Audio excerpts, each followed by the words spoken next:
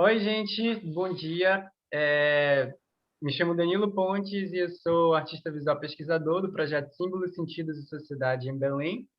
Eu estou aqui com a mediadora arte educadora Camila Freire, o artista visual André Felipe Cardoso, que vai falar com a gente, e a Alana Matias, que faz a interpretação de Libras aqui para tornar esse conteúdo cada vez mais acessível para mais pessoas e mais pessoas.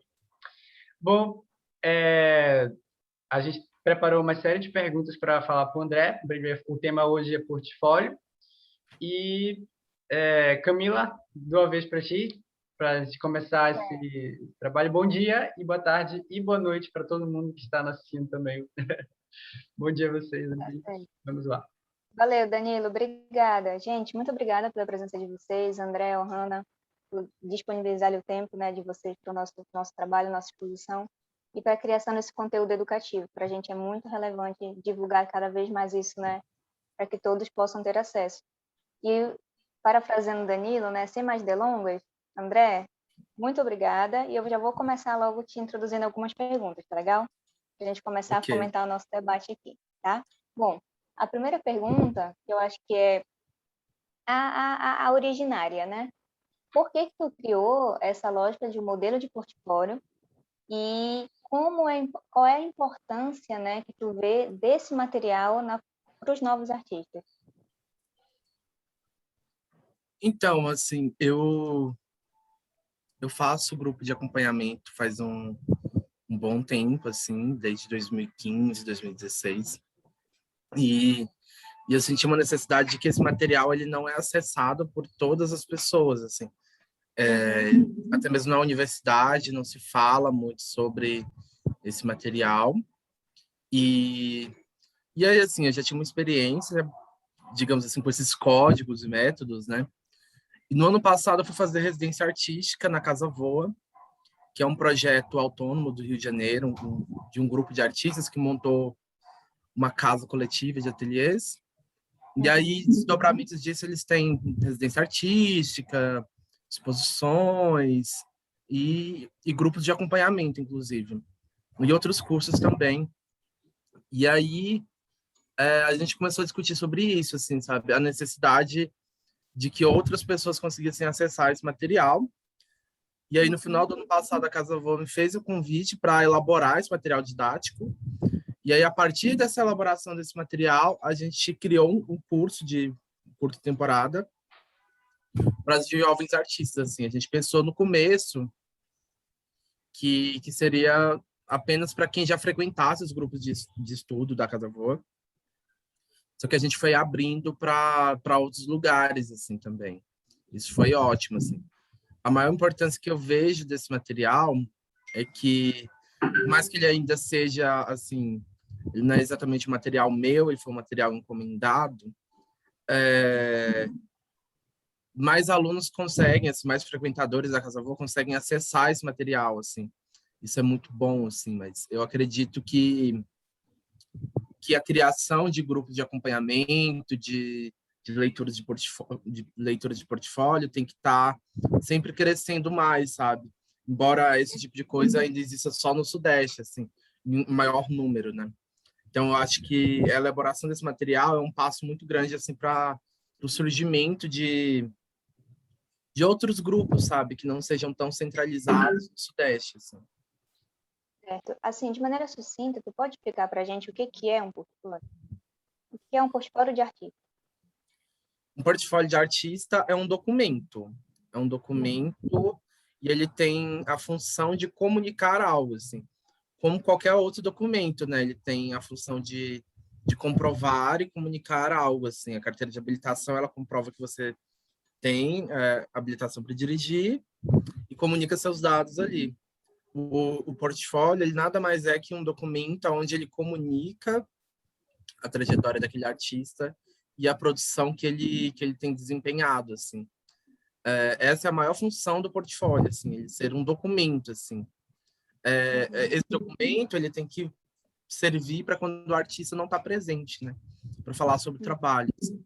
Então, ele é como se ele fosse a presença do artista também. Certo. Aí eu já emendo na segunda pergunta. Partindo desse princípio que tu falou, então eu posso entender o portfólio como uma carta de apresentação, um cartão de visitas, assim? Poderia Sim, ser isso, né? sim, sim. Certo. Partindo desse princípio, como tu percebes que esse material, o portfólio, né, ele é necessário para a inserção desses novos artistas no sistema da arte?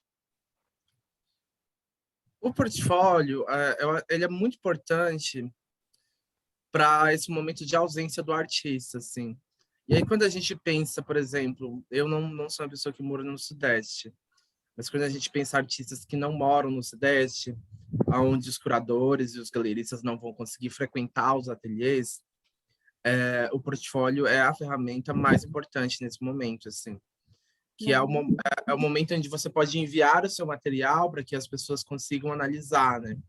E a partir disso, isso vai gerando uma inserção do artista, né? Porque as pessoas vão conseguir ver toda a sua produção, entender a sua pesquisa, sem que necessariamente você fale dela, assim, de maneira oral e presencial, assim. Certo. E se a gente for, eu te peço, na verdade, agora, para a gente pensar um pouquinho, né, sobre esses atores, né, esses locais que compõem o sistema da arte, né? E aqui eu tinha feito uma pré-seleção de a gente falar um pouco sobre salões, galerias, residências artísticas e feiras. E aí eu te peço, a gente pode comentar um pouco sobre o salão, como funciona um salão, né, a partir da tua perspectiva, porque a gente também tem uma perspectiva aqui, né, no norte. E a gente vai começar a fazer esse diálogo e como também esse portfólio pode ser um documento de entrada para salões. Tá. Quando a gente pensa em salão em um âmbito quase que de circuito nacional, a gente tem vários salões, assim, que são salões bem antigos, tipo Luiz Saciloto, Salão Anapolino, Salão de Curitiba, que são salões assim, que têm uma trajetória de décadas, né? O Anapolino é de Goiás, né, André? Anapolino é de Goiás. Inclusive, o Anapolino é um salão que fica no interior de Goiás. E aí, quando a gente vai pensar esses salões, embora a maior parte deles ainda estejam quase todos em São Paulo, no interior de São Paulo, são salões que são produzidos por prefeituras. E eles têm um papel muito importante, assim, em aspecto nacional, né? De documentação, de catalogação, de mapeamento, de conservação da produção artística brasileira, né?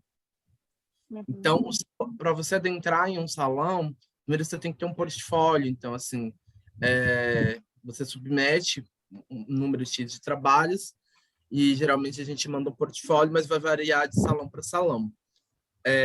Por isso é muito importante já ter esse material organizado, assim, para que você consiga mandar. E aí tem aquele aspecto, assim, de que aí não passei no salão, né? É muito importante mandar para o salão, mesmo que não passe no salão, assim, porque o salão tem esse processo de mapeamento, sabe? Do trabalho. Então, a banca sempre está vendo, assim, o seu trabalho ali. Mesmo que você não passe, porque assim, as bancas de salão geralmente sempre tem uma pessoa que está todo ano, a mesma pessoa. E essa pessoa que sempre está todo ano, geralmente é o produtor do salão ou é o diretor da instituição que recebe esse salão. Isso é muito bom, assim, porque muitas vezes pode acontecer um convite sem sem ser ligado ao salão, que isso já aconteceu comigo, assim, não passei no salão, mas aí o diretor da instituição me convidou para fazer uma outra coisa no outro momento. Uhum. Bacana, André. Essa tua perspectiva de salão, ela é completamente diferente da minha. Não sei se o Danilo concorda, mas aqui em Belém, né? Não sei se posso dizer no norte, mas eu vou falar de Belém, que é onde eu posso afirmar, né, a partir da minha experiência.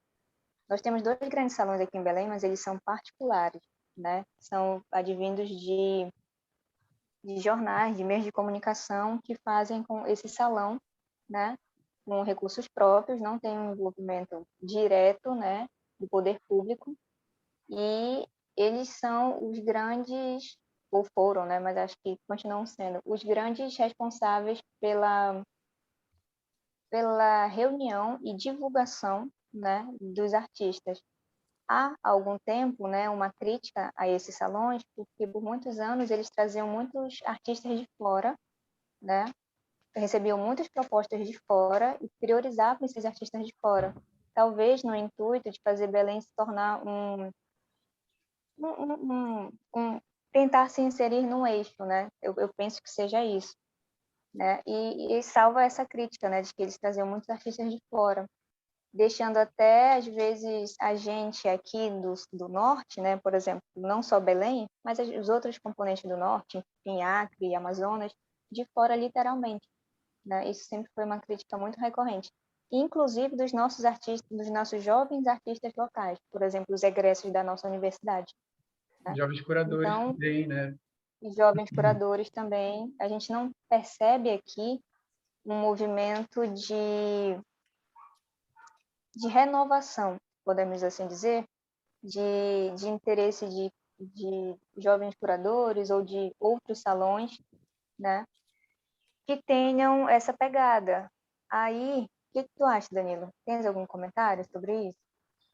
Eu acho que no máximo a gente teve o Sesc Universitário, né, de arte contemporânea, mas ele era muito voltado Uhum. para que era o público universitário mesmo, mas ele terminou. Eu acho que a última edição que teve dele foi em 2013, que foi que eu participei, e depois disso, Uhum. acho que foi o último, né, de salão assim, um pouco maior que a gente teve assim com incentivos públicos, né? Uhum. Pois é, então, tipo, por isso que quando eu conversei contigo, André, no outro momento, eu fiquei assim, nossa, que perspectiva diferente de salão, né? Para mim era uma coisa e para ti é outra completamente diferente. E eu acho que está muito localizado por essa situação territorial mesmo, né? Está mais ligado com Sim, uma questão de centro-sul, né? E a gente aqui está ainda meio correndo atrás de se estabelecer numa lógica de eixo de arte mesmo, de fazer ligação com o resto do Brasil. Então, eu penso que seja por isso que a gente tem essa dificuldade. É louco que também É, foi uma outra eu acho forma que são contextos diferentes também, assim. uma outra É, forma de lidar com essa com o artista e com a produção de arte, né? E aí é louco sim, essa parte do acervo, né? Tu pode explicar um pouquinho como é que funciona a questão do acervo? Porque à medida que você entra no salão, né, a sua obra ela meio que fica, ela faz parte de um acervo e ele forma uma sim. coleção, né? Então, geralmente, esses salões que são organizados pelas suas prefeituras, que nem aqui em Goiás, a gente tem 3 salões hoje. Um mais novo, que está aí bombando, assim, que surgiu agora, mas 2 mais antigos, assim, que é o Salão de Jataí e o Salão Anapolino, que hoje é considerado um dos maiores, assim, do país. E o Salão de Britânia, que Britânia é uma das menores cidades do Brasil e da América Latina, tem um museu de arte contemporânea, assim. Lá em Britânia não foi uma iniciativa independente, assim. Vamos fazer e tal. Não foi um processo ligado diretamente à prefeitura, tanto que o museu ele não é tão ligado à prefeitura, ele é uma coisa autônoma ali de uma associação de pessoas. Mas no caso de Jataí, que tem um Museu de Arte Contemporânea, que é o MAC, e Anápolis tem a Galeria Antônio Cibassoli, que é uma galeria municipal, e tem o MAPA, que é o Museu de Artes Plásticas de Anápolis. O que é que acontece nesses salões? Passa-se um número X de artistas, vamos supor, 25 artistas, assim, geralmente essa média de artistas, assim, 20 artistas. E aí tem uma quantidade X que é premiada. E aí, essa premiação a gente chama de prêmio aquisitivo. E aí, o prêmio aquisitivo, ele não, nem sempre ele é o valor do que é o trabalho de fato. Uhum. Assim, o trabalho é 10 mil e tem 15 mil de prêmio aquisitivo, o trabalho da Camila é 5 mil. No processo de uhum, premiação, todos vão receber 15 mil, se for o valor destinado para isso, né? E aí esse trabalho, ele vai compor um acervo público. No caso de Anápolis, ele vai diretamente para uma dessas instituições municipais, né? E vai compor essa coleção pública. E isso vai sendo acessado, arquivado, né? E acessado com o tempo, né? Que nem em Anápolis, o que eles fazem constantemente é expor o acervo do museu, assim, que ele foi adquirido através do salão, né? Então, acaba que tem um mapeamento, uma documentação tão grande de trabalhos assim, de artistas do país inteiro, digamos assim, né? Que se fosse para você trazer um artista de tal forma para montar uma exposição no interior de Goiás, talvez ele não fosse. Mas graças ao salão, esse trabalho está ali e as pessoas daquele município vão conseguir acessar. Isso é muito importante para o fomento do trabalho do artista também e como mapeamento da produção, né? Porque isso vai servir em algum momento, sempre serve, né? Para um pensamento e uma construção da história da arte brasileira, né? O acervo público ele vai de encontro muito com a pesquisa, né? Então, se a gente está com material no acervo público, isso está documentado e mais pessoas vão poder ter acesso, muito diferente de uma coleção particular, né? Que a comunidade não vai conseguir ver, né? Danilo, você quer fazer alguma complementação ou eu posso passar para o próximo momento? Pode passar. Certo. Já que a gente estava falando dessa situação do público e do privado, né? Vamos falar um pouco sobre as galerias, né? Como é que tu percebe a importância da galeria no sistema da arte? A galeria ela vai de encontro muito com fomento também, assim. A gente tem que pensar que a galeria, por mais que seja um espaço de venda, é até triste dizer isso, assim. Uma galeria tem sua carteira de artistas e nem sempre ela está vendendo todos aqueles artistas.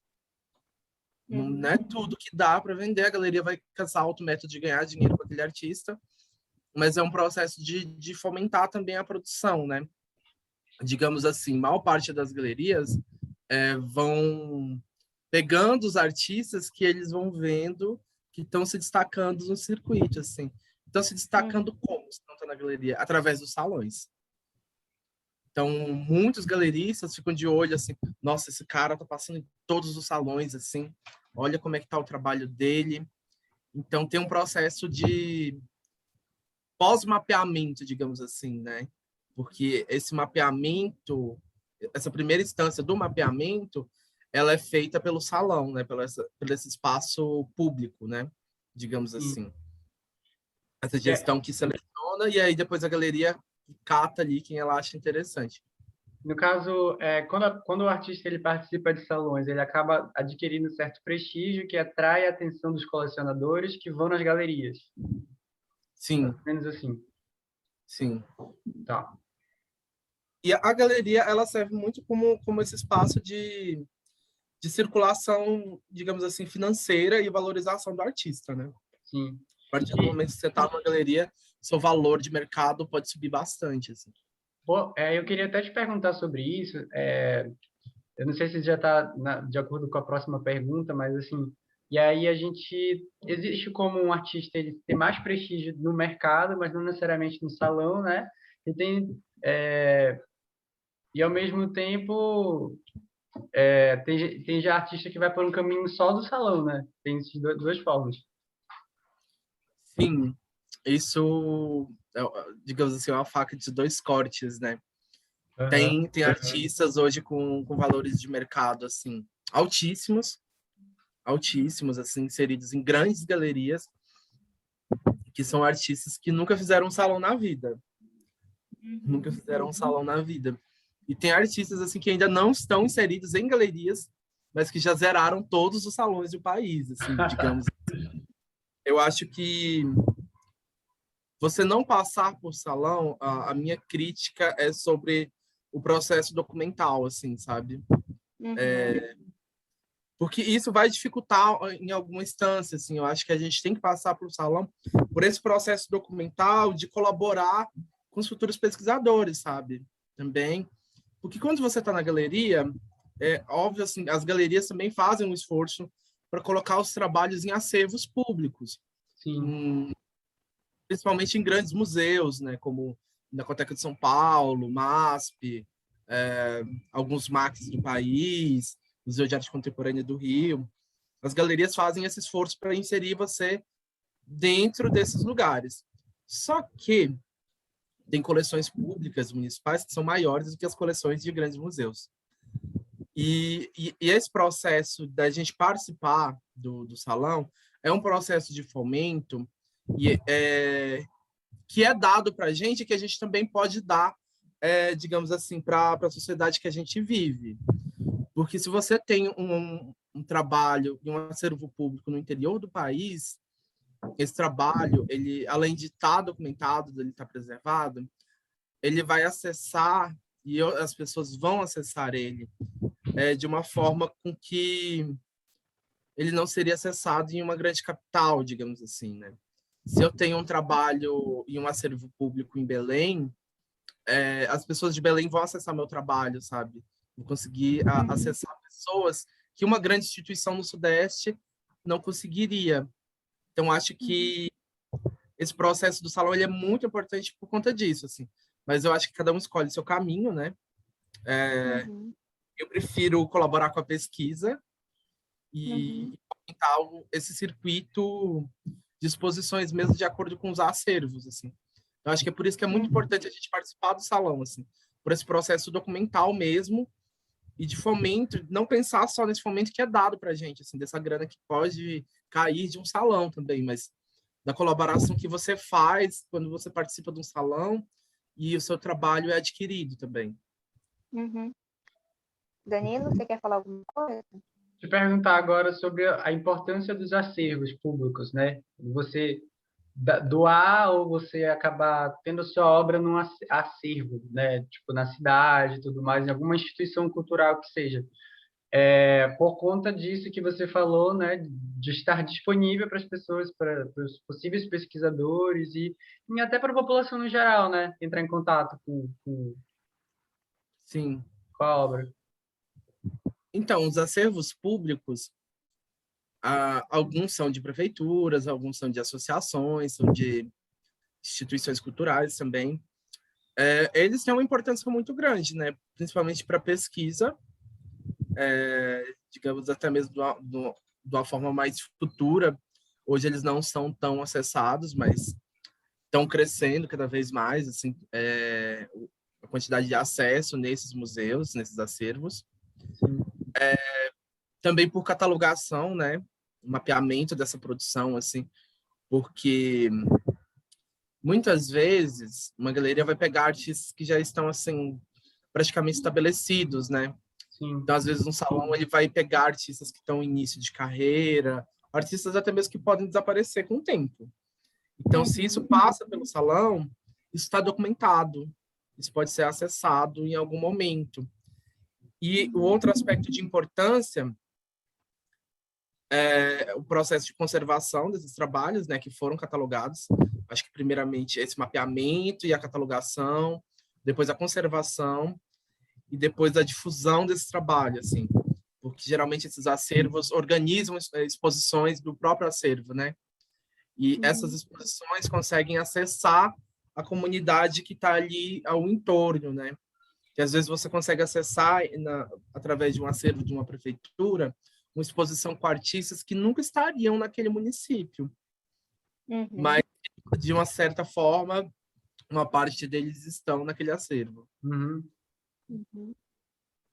Eu estava pensando sobre essa perspectiva salão e galeria, né? E aí eu queria deixar registrado aqui que em nenhum momento a gente está aqui tentando vilanizar ninguém, né? Eu acho que cada um, como o André falou, tem seu caminho, né? Tem suas perspectivas. E também a gente tem que pensar que o artista é um ser humano que precisa de dinheiro, né? Para se manter, para pagar suas contas e seu aluguel. Então, nenhum demérito, né? De estar num salão ou de estar numa galeria, não há uma hierarquização, né? Desses atores no sistema social e nenhum demérito do artista de estar participando de todos ou de nenhum ou só de um. Mas aí pensando nessa perspectiva financeira também, né? Fala um pouco para a gente das residências artísticas. Então, as residências, digamos assim, que no nosso país elas estão ficando cada vez mais desaparecidas, assim. A gente tem algumas residências grandes ainda, assim. Uma delas é a Bolsa Pampulha, que fica em BH. Se não me engano, a Bolsa Pampulha está sendo bienal agora, de 2 em 2 anos, é uma residência de 9 meses, assim, que tem um cachê bom, digamos assim, significativo. a residência é muito um espaço de pesquisa, assim. Eu já fiz 2 residências até então, e eu vejo a residência como um espaço de experimentação e diálogo para além da produção, assim, onde você submete um projeto. E eu acho que o mais importante da residência é não ter esse apego com matérico, assim, pronto, sabe? Que diferente de estar produzindo para uma exposição, na residência você pode estar experimentando, você pode estar tentando um outro caminho. Então, tudo tem que ser um pouco mais fluido, assim. As coisas podem mudar completamente. Às vezes você está numa residência que tem vários artistas, acaba que esse convívio vai causar uma afetação no trabalho, com certeza. E assim, a maior parte das residências que ainda existem são residências que têm prolabore, né, que tem cachê. Então é uma forma também de fomentar a sua produção, né, de desenvolver o seu trabalho em outro lugar, com uma verba que é destinada para isso, né? Explica assim de maneira mais nítida para a gente. O artista tem um portfólio, ele tem um processo criativo, né, uma pesquisa, aí ele percebe que a residência X talvez se interesse pelo trabalho dele, manda o trabalho, manda a proposta, né? Uma vez que ele seja contemplado, ele tem uma duração de tempo X remunerada para desenvolver um trabalho, não é isso? Não necessariamente para desenvolver um trabalho, né? Mas para desenvolver essa pesquisa, assim. Nem sempre a pesquisa termina ali, né? É o que a gente fala de proposição. Você faz um projeto que é uma proposição, ele não significa que ele vai Não ter com o precisa se mesmo... materializar? Não precisa se Sempre ele materializar. precisa se materializar, ele não precisa gerar um trabalho pronto, assim. Ele pode iniciar trabalhos, mas não significa que tem essa obrigação de que vai ter um trabalho pronto, X. Certo. E aí, como tu falou, né? Normalmente é uma coisa que é individual ou ela é em grupo? Tem uma duração de mais ou menos quantos meses, sabe? Não precisar não, né? Porque eu entendo que varia. Mas eu Depende acho que... muito, assim. Tem residência que é individual, que é só você. Tem algumas residências que são em grupo, que é o mais comum, assim, um grupo de artistas. Que eu acho que também é a essência do conceito residência, assim. E a durabilidade, assim, varia muito, assim. Tem residência que acho que as menores devem ser 2, 3 semanas, assim. Até meses, né? Então, varia bastante, assim. Porque tem que ter um espaço de tempo que dê para o artista se situar ali também e começar a fazer um processo de experimentação do trabalho, né? Porque se for muito curto, não é o prazo de você montar o ateliê, né? Certo. Deixa eu só te pedir, tu te sentiria confortável de contar pra gente alguma experiência que tu teve de residência?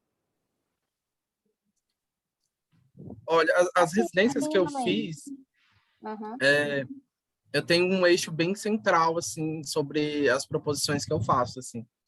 Que, como eu trabalho com uma apropriação, é de sempre nunca levar material, assim, é uma coisa que eu propus nas 2 residências que eu já fiz, mas de encontrar o material a partir do lugar onde eu estou, assim.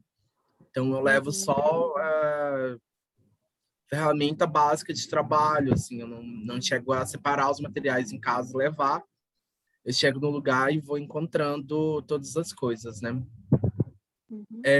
A última residência que eu fiz, que foi no Rio de Janeiro, eu acho que a experiência que, assim, mudou muita coisa foi que eu nunca pensava que o clima fosse afetar o meu trabalho, assim. E como eu trabalho, na maior parte das vezes, com colagem, minhas colagens têm, assim, várias camadas de papel. E aí, quando eu cheguei no Rio de Janeiro, o lugar onde eu estava, no Rio de Janeiro, era muito úmido. Era quente, mas também era muito úmido. E isso foi muito de choque com o trabalho, porque não secava. Então, um trabalho que eu gastaria uma semana, eu gastei, assim, 2 semanas para chegar na metade do que era para ser o trabalho. Porque ele não secava de forma alguma, assim, o papel enrolando, fazendo um cone, assim, mas nunca secava. As coisas não secavam direito. E isso afetou muito o meu trabalho, assim, sabe? Me fez Uhum. olhar para outras coisas também. Eu acho que foi um erro de trajeto que eu não esperava, mas que foi muito bom, assim. Porque eu tinha ido muito pensando em trabalhar só com uma coisa e fui para um outro lugar, assim. É interessante a gente pensar que essa residência é uma coisa tão fluida, né? Tipo, parece ter mais esperto você ir aberto a se comunicar tanto com o local, quanto com as pessoas e com os outros artistas, se for uma residência coletiva, porque parece que é exatamente isso que é a proposta, né? Tipo, tu tá ali se relacionando, né? Se relacionando organicamente, coletivamente, né? E pensando em trabalhos artísticos dessa natureza. Eu sou muito interessada nessa perspectiva da residência e eu acho que a gente precisa, como tu falou, né? É uma coisa que infelizmente está cada vez mais escassa. Mas eu normalmente sou bem positiva, eu penso que daqui para frente, depois que algumas coisas melhorarem, né? Essas experiências vão funcionar, porque eu acho que para artistas esse deve ser um momento muito ótimo de pesquisa. E com a segurança financeira, né? De estar sendo Remunerado. bancado para pensar isso, remunerado para pensar a arte dessa maneira, né? E vivenciá-la. Danilo, você quer fazer alguma colocação? Não, eu queria, na verdade, perguntar sobre agora, né, saindo da perspectiva da, da residência, né, que eu também acho muito interessante no sentido da gente desenvolver uma pesquisa e trabalhar em conjunto com outras pessoas, ter essa vivência e tudo mais. Tenho muita vontade de fazer uma no futuro, inclusive, mas já perguntando agora sobre as feiras de arte, tipo, que é uma coisa assim que eu já participei de algumas, mas não tantas. E eu queria que tu explicasse para a gente, André, mais ou menos como é que funciona uma feira de arte. É a mesma dinâmica da galeria, só que num formato um pouco diferente, ou já tem a sua própria natureza, digamos assim? Então, hoje a gente tem algumas feiras, assim, por exemplo, de publicação de artista, feiras gráficas, assim. Isso é uma coisa muito interessante, que tem crescido de uma maneira independente, né? Mas a gente também tem essas feiras de circuito, que são as feiras tradicionais zonas que as galerias levam os seus artistas e apresenta, né? Então, uma feira, ela tem vários estandes, a galeria leva uma quantidade X de artistas, né? Monta uma exposição ali de uma semana, e aí a feira, assim, como é que eu vou pensar isso? A feira, eu acho que é um espaço de pesquisa também, porque se você é um pesquisador e está, por exemplo, querendo entender o que está sendo produzido agora, nesse exato momento, o que está sendo vendido. Então, André, queria te perguntar sobre as. Ah, gente, a gente caiu, né, por conta do tempo limite do Zoom. Voltando. André, eu queria te perguntar sobre as feiras artísticas. Queria que tu pudesse falar um pouco sobre isso, sobre o que são, se a dinâmica é um pouco parecida com a galeria, ou se tem uma natureza própria, digamos assim, as feiras artísticas, né? Como é que é? Explica pra gente. Então, a gente tem, na maior parte das vezes, essas feiras bem tradicionais, que são as feiras que as galerias vão. Eu acho que a feira é um espaço muito importante para a gente entender também o que está sendo vendido, o que está sendo comercializado dentro das galerias, tipo de artista que está entrando dentro das galerias, porque é o momento onde cada galeria monta seu stand com uma pequena exposição, né? E leva as suas apostas, digamos assim, de comercialização, né? E então é um momento também onde a gente tem a chance de encontrar galerias assim, que nem na SP Art, que é uma feira que acontece em São Paulo. É um momento onde a gente tem de encontrar galerias do país inteiro, que talvez a gente não conseguiria ir em todas elas, né? Uhum. Uhum. Digamos assim, né? De praxe. Então, eu acho que a feira é bem esse espaço assim de diálogo do que está sendo comercializado, do que a galeria está fomentando e colocando para circular nesse circuito comercialzão mesmo, assim. Beleza. Danilo, fez alguma pergunta? Hum, posso passar Não, para outra, não, eu acho que foi bem explicativo, na verdade. né? Legal. Ó, já que a gente passou por esses atores, né, do sistema da arte, eu queria que o André pudesse contar para a gente também quais são os outros possíveis desdobramentos, pessoas formadas ou não em artes visuais podem estar trabalhando de maneira inseridos no sistema. Não são só artistas, por exemplo. Então, eu tinha feito uma listinha aqui. Eu acho que o mais óbvio é o artista e o curador, né? Só que nem sempre a gente sabe que quem fez artes visuais pode ser curador, e realmente pode. A gente também tem o caso do produtor, que é uma coisa bem escassa, assim, que está cada vez em falta, que a gente precisa urgentemente, assim. O produtor seria essa pessoa que articula projetos, que articula exposições, que articula feiras, que articula residências, que vai criando esses espaços de produção, diálogo entre os artistas. Então, o produtor, necessariamente, ele não precisa ser um artista, né? Ele pode ser apenas uma pessoa interessada em colocar para jogo essa produção, né? E aí, quando a gente vai para o espaço expositivo, a gente tem um montador, que é a pessoa que cuida da tipografia, que vai pensar aquela exposição, que vai montar os trabalhos. A gente tem também o courrier, que é uma coisa mais escassa, bem escassa no Brasil, que é o profissional responsável pelo transporte das obras de arte. A gente tem um iluminador, que também é uma coisa rara, até nos grandes centros, da gente achar assim. Geralmente o montador ou o artista que vai se virando e fazendo tudo sozinho, assim. E a gente tem um fotógrafo também de obra de arte, né? Que, que é essa pessoa que vai documentar o trabalho, assim, que é muito diferente de um outro tipo de fotógrafo, né? Sim, Aí, além do artista, a gente tem que entender também que tem um educador, mas quando a gente fala sobre o educador, a gente tem que entender o processo de arte e educação também para fora de uma sala de aula também. A galeria também é um espaço de arte e educação, um centro cultural, um museu, e esses espaços também têm arte educadores, assim, principalmente espaços públicos, né? Mas às vezes a gente nem sabe que a gente pode atuar dentro deles, né? sim. E aí a gente também parte para os pesquisadores e os historiadores de arte, né? Que são pessoas que realmente vão estar ligadas a um processo bem teórico, né? De estar pesquisando, de estar dialogando com essa produção que está acontecendo agora no país, no mundo, né? Sim. Nossa, André, obrigada. Danilo, tens alguma colocação?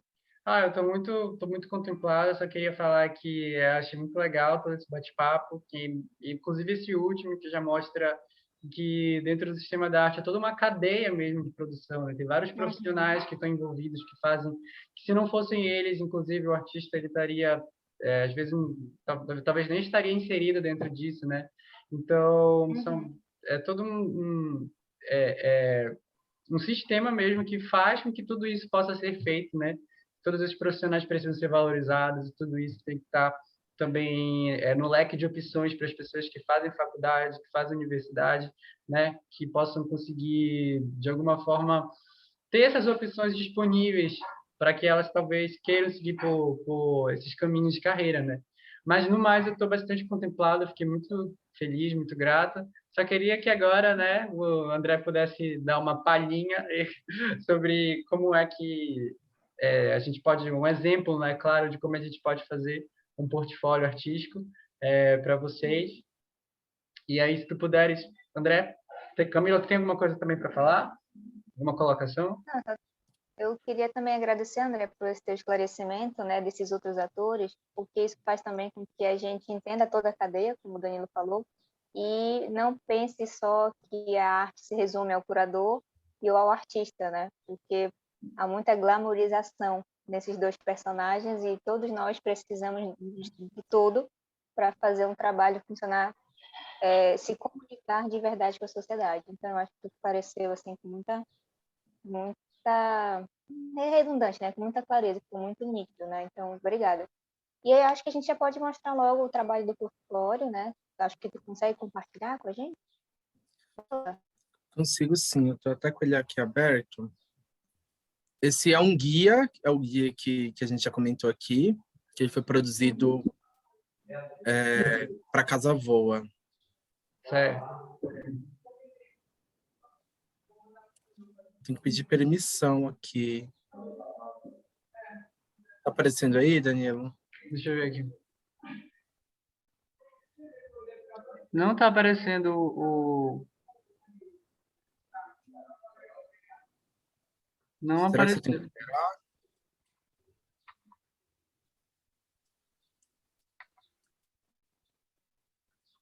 que... Não? Será que tem como enviar para o Danilo?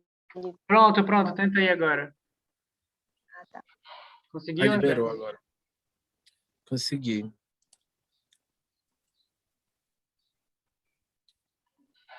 Tá dando para ver?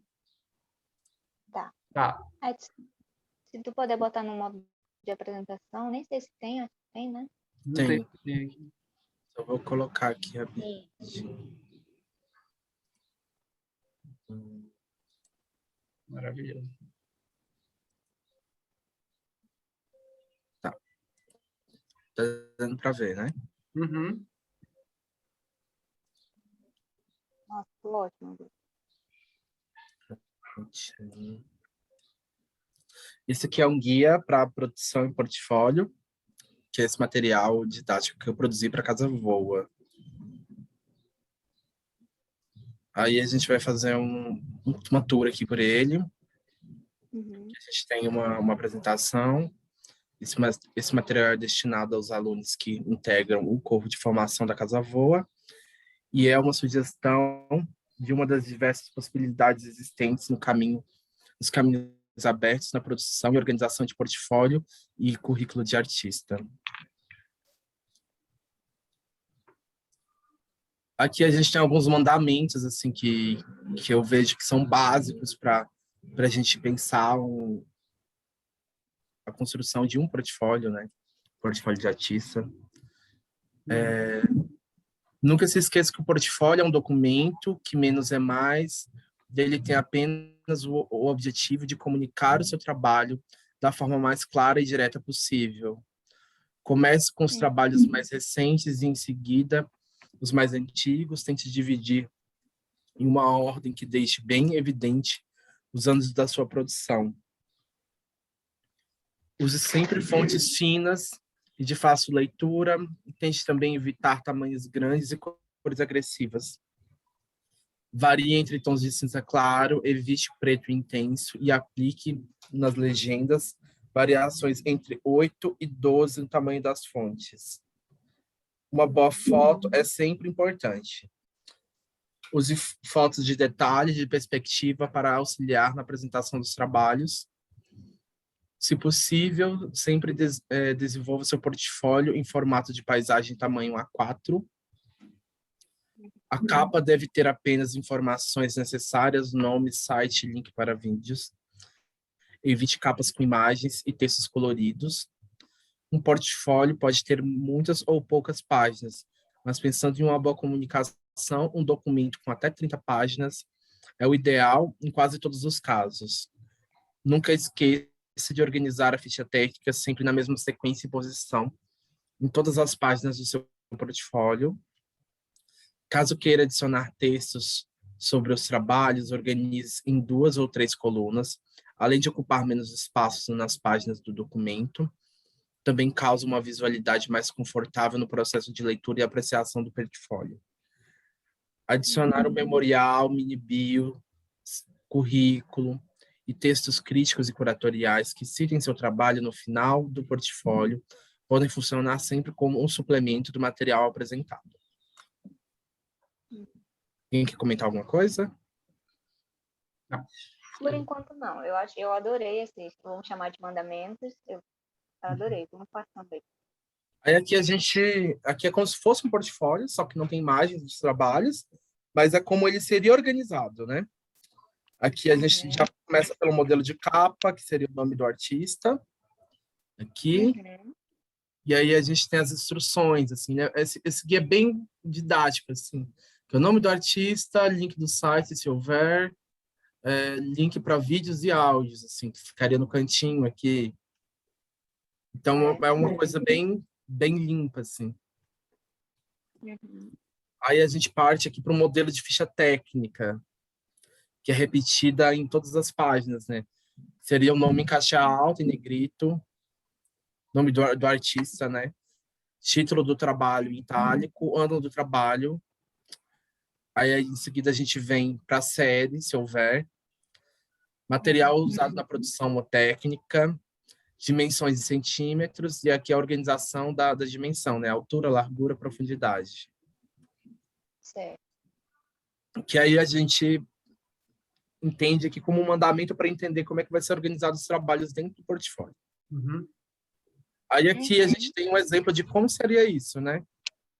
Aqui a foto do trabalho, nome do artista, o título, o ano, a série, o material e as dimensões. Certo. André, normalmente, quando a técnica é mista, é melhor que a gente fale, ao invés de falar só técnica mista, é melhor que a gente fale tintim por tintim, né? O nome de cada técnica. Sim, porque você está falando, às vezes, técnica mista, que você usa vários materiais ou técnicas, né? Só que, quando você está mandando isso para uma instituição, por exemplo, e pensando que esse material pode entrar num acervo, é muito importante que eles saibam tudo que tem nesse material para um processo de conservação, para saber como conservar esse trabalho. E também, a técnica mista ela vai variar de artista para artista. Então, às vezes, você usa algum material, pode ser um material orgânico, por exemplo. Eu uso um barro da comunidade ribeirinha. E essa informação talvez seja uma coisa muito importante do seu trabalho. E se você não cita ela, só coloca técnica mista, você está perdendo pontos muito grandes nisso. Então, a gente tem que ter uma noção de que a técnica mista ela vai variar de artista para artista e que quando você cita todos esses materiais que você está usando, você está agregando mais valor e potência no material que você está apresentando. Certeza. E está dando informações também, né, para quem está adquirindo ou tem interesse em adquirir esse trabalho. Exatamente. Vou passar aqui. Aqui é uma organização de detalhe, né? Que vamos supor, aqui é o trabalho, aqui é a foto do detalhe desse trabalho. Na E aí, mesma dimensão, assim? No mesmo na mesma tamanho? dimensão. Sim, Tá. só que em uma outra página. Aí aqui seria o nome do artista de novo. A única coisa que a gente não repete aqui seria a série, material e dimensões. Porque aí, deixa eu voltar. Uhum. Aqui. Aí a gente só coloca aqui, especificando que é um detalhe, né? Que aí quem está vendo consegue entender que é um detalhe do trabalho anterior. Uhum. Aqui eu mostro uma foto de detalhe com texto sobre o trabalho. Isso é uma coisa que eu já fiz bastante, que às vezes esse trabalho é muito comum, às vezes, pegar alguns portfólios que tem textos. Então, você pode eleger alguns trabalhos, apresentando 10 trabalhos. Então, talvez tenha 3, que eu acho que são trabalhos que merecem ter um texto, são trabalhos mais conceituais. Então, você poderia colocar uma foto de detalhe e, em seguida, você colocar um textinho, sabe? Em 2 colunas, no detalhe aqui, Uhum. do trabalho. André, sobre esse texto, o que iria conter nele? Tipo assim, o preço do que idealizou o trabalho, aonde ele foi feito, o que você indica botar nesse texto? Eu acho que seria um texto assim mais conceitual mesmo, sabe? De como que esse trabalho surge, quais que são as razões geradoras dele. Eu já tive alguns textos assim que eu citava e colocava lá assim, esse trabalho foi produzido em uma residência artística, em tal lugar, por tais e tais razões, assim. Então, eu acho que aí vai depender muito do artista, assim, de que se ele acha que é necessário ter um texto para explicar o trabalho ou não, assim. Sim. Olha, assim, eu vou dar minha opinião como pesquisadora, como professora. Eu acho que essa ideia que você falou de ter pelo menos 3 trabalhos elegidos para falar do texto, né, para estarem em texto, eu acho bacana, porque aí a pessoa que está lendo, né, tem a possibilidade de conhecer melhor o processo de trabalho, né, as motivações do artista. Eu acho que tudo isso agrega muito valor. Acho que é super importante, né? Sim, porque pensando que o portfólio é essa voz que fala pelo artista quando ele está ausente também, às vezes seu processo está super claro para você, mas às vezes não é tão claro assim. Exato, Então, se você está exato. mandando um portfólio com 10 trabalhos e você elege os 3 trabalhos assim mais elaborados que você tem no seu portfólio e escreve sobre esses 3, você está dando um aperitivo a mais, assim, sabe? Para o pesquisador, para o curador, para o galerista que está vendo o seu trabalho, entender o seu trabalho numa outra dimensão, assim. Com certeza. Acho muito legal. Eu acho que é uma carta na manga muito boa. Aqui eu tenho um exemplo de vista de exposição, que às vezes Uhum. você foi lá, fez uma exposição no salão, e aí você tirou uma foto da sala inteira, né? É E bom aqui até eu para a cito, gente ter uma dimensão, né, da obra. sim, para Como ela entender se uma dimensão posiciona. da obra no espaço, assim. Uhum. Aí aqui eu mostro como que seria organizada essa ficha técnica, né? O nome do artista, o título do trabalho, o ano, a série. Aí, vista da Uhum. exposição, a gente citaria essa exposição e a cidade Uhum. onde ela aconteceu. Nome Certo. da galeria do salão, não. Pode ser do salão, assim, se for um Sabe salão, que eu você fiquei coloca do curiosa salão. agora? Eu, Hum. eu não sei se eu não vi ou se tu não colocou, mas os anos, é importante? O ano tal, o feito no ano tal, isso tem alguma relevância? Tá aqui o ano, ó, do Tá, né? trabalho. Ah, tá. Tá. Isso, tá. Legal. O ano sempre vem o nome do artista, o título Uhum. do trabalho, Título, o ano. pode. Tá. O nome é uma coisa assim que muitas vezes as pessoas perguntam na Casa Voa, por que colocar o nome sempre aqui? Algumas Uhum. vezes na vida, não vou dizer todas, você vai ter que imprimir esse portfólio. Uhum. Tem muitos salões ainda caretíssimos, e são salões importantes, que pegam só o portfólio impresso. Então, você vai ter que imprimir e mandar para o correio. E Sim. aí, quando a gente está com material impresso, vamos pensar que uma banca de salão vai pegar 2.000 portfólios. Uhum. Tem salão que o Anapolino já teve, assim, um número gigante de inscritos, né? O Salão de Britânia já teve 2.000 inscritos, assim.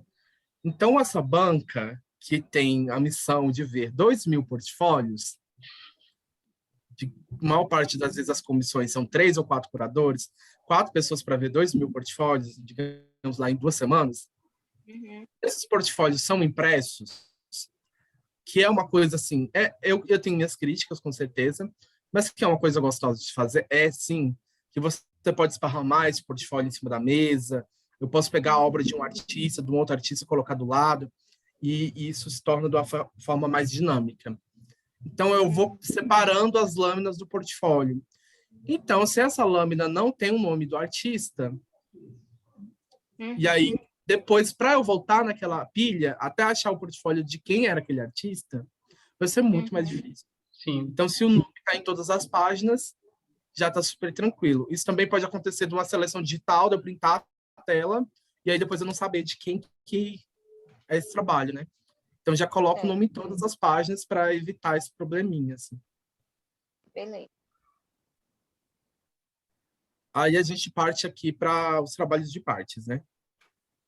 Uhum. Aqui seria um díptico, como que seria organizado, uma fotinha aqui, um trabalho em díptico no portfólio. É o mesmo esquema da ficha técnica, a gente colocaria as dimensões aqui do trabalho certinho e só a descrição do díptico aqui. Se os trabalhos são do mesmo tamanho, a gente só coloca uma dimensão de 1, né? Vamos supor aqui, 20 por 30 cada. Que aí eu consigo entender que cada um tem o mesmo tamanho, não preciso medir todos os dois. A não ser que um tem um tamanho, o outro tem um outro tamanho, então pode medir separadamente. Beleza. Aqui é um tríptico, que é o mesmo processo. A gente só especifica aqui no final que é um tríptico, que são 3 partes que formam o trabalho. Uhum.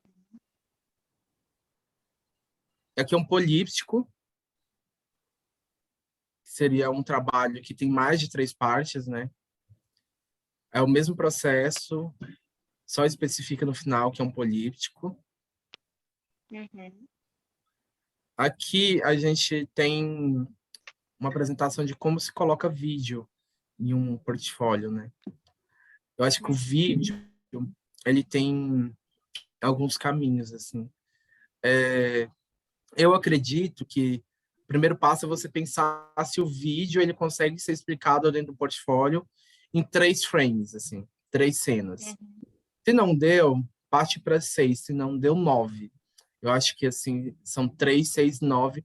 É uma quantidade boa de frames para você explicar um vídeo num portfólio, assim. Em imagens, né, digamos assim. Sim. Mas tomando esse cuidado para que você não mostre todo o vídeo, né, mas que você consiga explicar um pouco dessa narrativa, né? Uhum. Aí Uhum. seria aqui um pouquinho diferente, né? O nome do artista, o título do trabalho, o ano do trabalho, a série. Isso aqui é igual aos outros, certinho. Aí a gente especifica se esse vídeo ele tem cor ou não, ou ele é em preto e branco. Uhum. Se ele tem áudio, se ele é mudo. E aí a gente vem e coloca a duração desse vídeo. Aqui Uhum. especifica que isso aqui são estilos, são cenas do vídeo. E aí, como o portfólio é um PDF e não tem como ter esse vídeo aqui, é muito bom colocar o link. Você vai lá e armazena esse vídeo, por exemplo, no Vimeo, no YouTube ou no Drive, e você coloca o link do vídeo aqui, porque aí a banca que está avaliando seu portfólio, que está conhecendo seu portfólio, vê as imagens aqui e pode acessar o vídeo. Uhum. Massa. Aí aqui eu tenho uma organização de memorial para portfólio. Para quem não sabe, André, oi. antes de falar do memorial, eu tenho uma dúvida. Por exemplo, no caso se eu quero fazer um texto de um vídeo, né, que os frames pegaram toda a página, né? 6, 9, enfim. O texto ficaria na próxima folha sozinho? Poderia ficar. Ou você colocaria, por exemplo, aqui, são 9 frames, né? Digamos assim. Sim. Coloca 6 aqui, na outra página você coloca 3 para não ficar sozinho, e o Ah, tá. texto embaixo. Massa. Beleza. Organiza os frames num tamanho maiorzinho, sabe? E coloca o texto junto. Legal. Inclusive, vídeo é uma coisa que geralmente as pessoas adicionam muito texto, assim. Certo. E explica pra Aí gente aqui, esse memorial, porque até eu tô curioso. o memorial. O memorial é aquela coisinha famosa que muita gente chama de escapeland. O memorial é onde o artista fala da pesquisa dele, assim. O que é a minha pesquisa, como que ela acontece, né? Aí aqui eu dou um exemplo básico, assim. Fale em primeira pessoa sobre seu trabalho, suas investigações e seus processos. Tente fazer um texto curto e direto, que seja claro e mostre os fios motores em sua pesquisa. Que é basicamente isso, assim, esse é o caminho, assim. Um texto em primeira pessoa que ele fala unicamente do que você faz, assim. E é muito bom, às vezes, assim, quando você consegue ter essa segurança de ter um texto bem acabado, colocar ele no final do portfólio, porque aí quem já viu o seu portfólio já tem uma carta a mais, né? Tem uma leitura a mais do seu trabalho, né? Talvez a gente crie uma leitura mesmo durante o portfólio, e aí quando você pega um texto no final, isso complementa muita coisa, ou até mesmo leva a leitura para um outro lugar, né? Pensa Uhum. assim, nossa, eu estava pensando isso, mas agora é isso de fato, assim, a produção desse artista. E aí, no caso, o memorial ficaria no finalzinho, não é uma coisa obrigatória, mas é uma coisa, como esse guia aqui é um doc tudão, assim, eu mostro aqui como colocar ele no portfólio, mas é bom ter ele separado também do portfólio. Sim. Então, no caso, é porque tem alguns lugares que pedem só o memorial, né? Ou o memorial fora do portfólio e memorial, portfólio Sim, já com memorial, então tem toda essa diferença, né? sim. Aí aqui a gente tem uma mini bio, como se organiza uma mini bio. Uhum. A mini bio, a maior parte das pessoas colocam aqui recuado no cantinho, né? E a mini bio é uma coisa bem técnica mesmo, assim. Sua mini bio deve falar seu nome, onde nasceu, sua formação, onde atualmente vive e trabalha, citar exposições, residências, prêmios e prêmios importantes na sua trajetória. Caso ache necessário, no final fale um pouco da sua pesquisa. Coloque um parágrafo com recuo do canto da página. Então, é basicamente, aí aqui eu dou um exemplinho, né? O nome do artista, a cidade onde ele nasceu, o estado, o ano que ele nasceu, atualmente vivo e trabalho em tal lugar, a formação dele, participei de tais e tais exposições, fui premiado em tal lugar, e tenho desenvolvido trabalho investigando tais coisas, assim.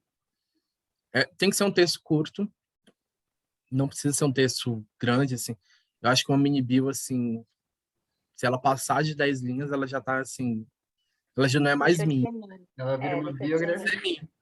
Então, é um exercício imortal, assim, sabe? Tentar Sintético, né? De síntese sintético. mesmo. Eu acho que é um processo de pensar sempre, assim. Eu sempre tô repensando a minha mini bio, assim. Uhum. Você vai fazendo mais coisas, você tem que mudar isso. Como é que tem que citar as exposições? Ah, mas eu já fiz 40 exposições. Não dá para citar todas as 40 exposições, né, gente? Porque aí é um currículo, né? Não é uma mini bio. Então, já que tem essas 40 exposições, deixa eu eleger aqui 5 ou Uhum. 7. São as Essa mais importantes. eleição se dá pelo, pelo teu juízo de, não, achei essa aqui mais relevante, ou se dá por ano? Os últimos 5, os 5 os últimos anos. Eu Ou acho se que, eu assim, fui, esse, sei lá, esse premiado. recorte dos últimos 5, 3 anos, assim, é mais importante, assim. Você pega, assim, o que é mais importante na sua carreira, assim. Ah, essa eu fui premiado, essa teve um destaque muito grande da mídia, isso e aquilo, assim. Uhum. Porque aí você Certo. manda de uma forma mais direta. Porque às vezes não vão pedir o seu currículo. Então, se na mini bio já tem umas coisas, assim, importantes e diretas, já é bem válido, assim. Sim. Uhum. Entendi. E é um exercício, assim, gente, imortal, sem fim. De Sim, sempre estar elaborando e tentando fazer mais curto e direto possível, assim. sim. Beleza. E aqui a gente termina o guia é, com um currículo no final, né? E aí a gente tem uns mandamentozinhos também que eu elaborei aqui para os alunos. O currículo é um documento objetivo, sempre é colocado no final do seu portfólio. É bom ter o CV com mini bio e memorial também separadamente do seu portfólio. Você pode fazer um arquivo só com isso, assim, memorial, mini bio e currículo, separadamente, assim. Organize primeiro pela, pelas informações de contato, em seguida sua formação, caso ache importante. Continue com as exposições individuais, caso você tenha, exposições coletivas, residências artísticas, prêmios e coleções. Caso tenha alguma formação complementar, você pode colocar depois da formação ou no final do seu currículo. Sempre separe tudo em tópicos e anos. Essa questão da formação é uma coisa assim que hoje está sendo colocada muito em pauta, assim. Colocar ou não colocar? Eu acho assim. Se você acredita que a sua formação acadêmica ela é importante no seu processo de formação como artista, coloca. Você pode colocar em cima. Mas se você acha que não é tão relevante, mas você não quer tirar ela, coloca no final. Por que que eu falo isso? Tem pessoas que não fizeram artes visuais, por exemplo. Não querem colocar, eu tenho alguns amigos que são advogados. Uhum. E nunca foram advogados, mas trabalham com artes. Não querem colocar, tudo bem. Tem alguns amigos, por exemplo, que fizeram artes visuais e acham muito mais importante colocar a formação complementar, que é essa formação fora da universidade, dos grupos de acompanhamento, do que a própria formação acadêmica. Eu acho que aí é uma posição de cada um, Sim. ela não deixa também de ser ideológica e política. Assim. Eu acho que cada um tem que refletir a importância disso no seu currículo. Vem primeiro, vem depois, vai ter ou não vai ter, assim. É uma reflexão de você com você mesmo, assim. Aí aqui a gente tem um exemplo, né? O nome do artista, o ano de nascimento, cidade, o estado, vive e trabalha em tal lugar. Aí eu coloquei aqui para os meus alunos o Instagram, o site, o link para consultar esses vídeos, ou para alguma pessoa que trabalha com áudio, né? Tem um repositório de áudio. E aí tem a formação.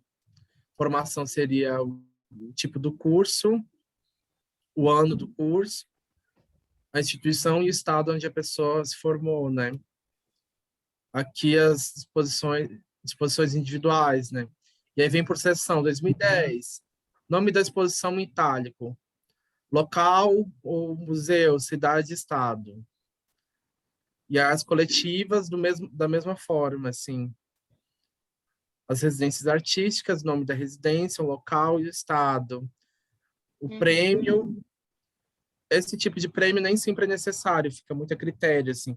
Você poderia colocar aqui, 20º Salão Napolino, Galeria Antônio Cibassoli, onde acontece, Anápolis, Goiás, 2012. As coleções, isso aqui é uma coisa que dá umas tretas grandíssimas com várias pessoas, que tem gente que não gosta de colocar. Por que que é importante colocar as coleções públicas que você está inserido? Porque isso é um documento, gente. Isso pode entrar na mão de pesquisadores uma vez na vida. E a gente também tem que entender o curador também como um pesquisador, o produtor também como um pesquisador. A gente tem curadores no Brasil que não fazem exposições de trabalhos que não estão em acervos. Então, às vezes, ele vai te pedir uma lista de acervos para ir nos acervos procurar os seus trabalhos naqueles acervos. Talvez tenha um trabalho seu de 10 anos atrás lá, que ele acha muito mais relevante que um trabalho atual, né?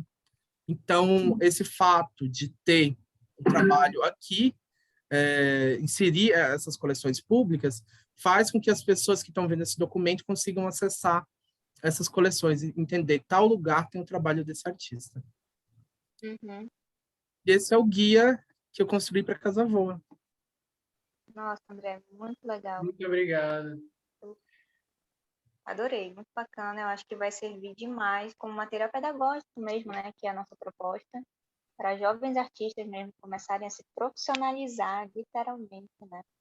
Como tu construiu, né, a tua carreira e trazer esse material realmente é um achado, é como a gente estava falando, né? Não temos nenhuma universidade, uma faculdade que faça isso, né? A nossa não teve, a tua não teve, enfim. Então, é correr atrás mesmo e esse material é muito bacana. Bem, bem feliz. Eu também estou muito Danilo? ocupado, queria te agradecer, André.